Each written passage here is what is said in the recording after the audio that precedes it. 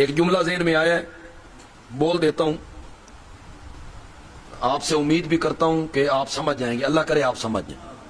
ہدایت ملتی ہے طالب کو، طلب کرے، خواہش کرے، تمنا کرے، بھاگے۔ ہدایت ملتی ہے طالب کو، اور اگر طالب نہ ہونا تو پھر کوئی ابو طالب بھی ہو تو رب اس کو ہدایت نہیں دیا کرتا۔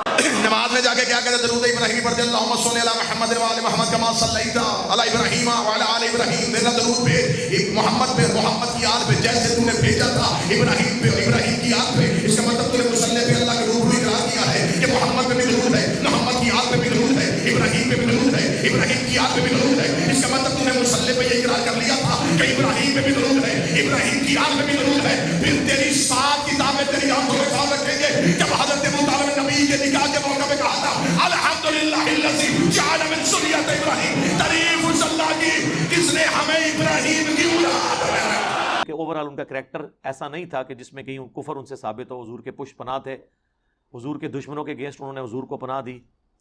تو جب تک وہ ذہنی ہم آہنگی نہ ہو، کس طریقے سے کوئی شخص اس طرح کسی کو سپورٹ کر سکتا ہے؟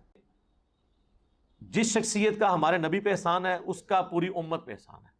اس کے حوالے سے اگر آپ کوئی اچھے الفاظ نہیں نکال سکتے، برے الفاظ تو بالکل نہ نکال۔